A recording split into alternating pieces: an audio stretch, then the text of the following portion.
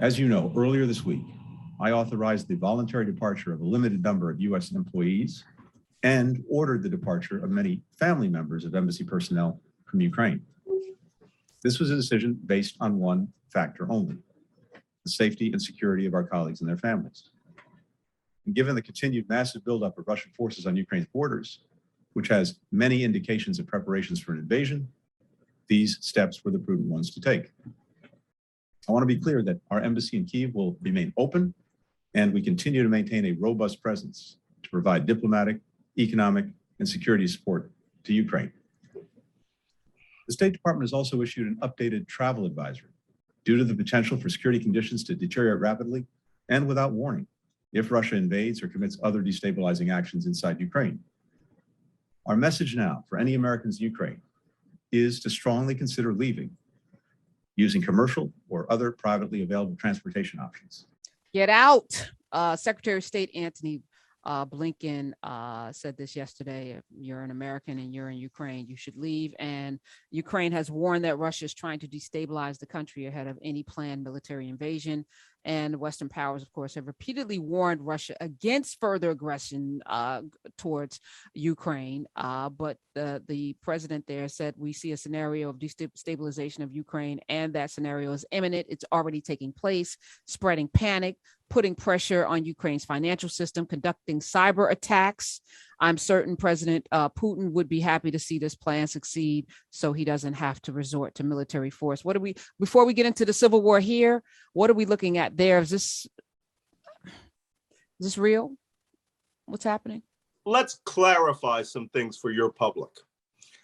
When the Soviet Union collapsed in 1989, all of those states that made up the Soviet Union that were ethnically distinct, like Azerbaijan, Uzbekistan, Kazakhstan, Georgia, Armenia, Ukraine, all became independent countries because they're ethnically different from the Russians. They were just ruled by the Russians for 70 years.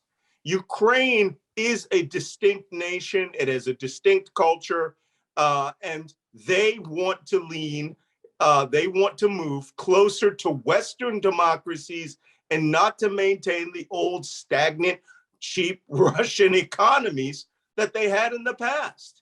And also they want to secure their independence from Russia, which, by the way, can I call attention?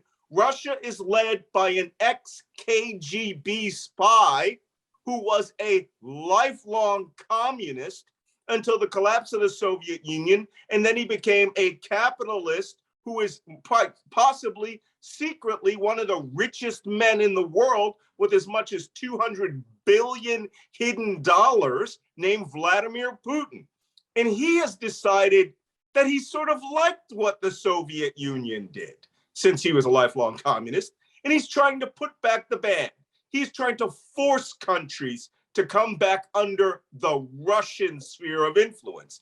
He overthrew a popular rebellion, a popular uprising in Belarus to keep his dictator installed. He twice tried to put a dictator in Ukraine, and they had a populist uprising that kicked him out. Now Russia is surrounding Ukraine on three sides with 125,000 combat troops, and is essentially saying, they're going to put their government back in through force if they have to. They intend to take the country, or at least that's what they're threatening. And their BS argument is that Ukraine, we want America to guarantee that Ukraine will never join NATO. Well, NATO's 30 countries. It's not just the United States. It's also a defensive alliance against 125,000 Russian troops who could invade NATO countries as well. So Ukraine is not a member of NATO, but they want to be part of the West. Russia is about to use force to force them to stay part of the trailer park with atomic bombs. That is the Russian economy. Now, geographically, of course, Ukraine is on the border of Russia, Moscow. Belarus is right to the north of Ukraine. But then there's Poland right there to the west, Romania to the south. And then NATO you have countries, then you have Germany, France, Italy, all couple of further countries west, but in Spain, there. So Europe is right at their back door, and so Ukraine is standing basically as Hodor, because once Russia gets that, and here's what I want to ask you, Malcolm Nance, since you have this background, when we allowed Russia to take Georgia or to invade Georgia and did nothing, I felt then that that was problematic. And this is just me as a layperson. I was like, how do we abandon our ally like that? well, first off, they weren't a deep ally. We had no treaties with them. Also, Russia went in so fast into an area of southern and northern Georgia that had strong ethnic Russian ties. And this has been Putin's way of doing it. If you recall, in 1939, a guy named Adolf Hitler invaded Czechoslovakia, or the Czech Republic at that time, in order to protect the ethnic Germans who lived in a place called the Sudetenland. And that was his premise, to invade East and then keep invading till he got to the doorsteps of Moscow, right? This is what Russia is doing. They invaded in 2014 to take the area of Crimea and the Don and start a civil war, ethnically backed Russian civil war in southeastern Ukraine called the Donbass region. And they are faking that they are there to protect the ethnic Russians who are aligned with them. It will be their premise to invade Ukraine and install a pro-Moscow government. What they're really afraid of, Karen, is not NATO.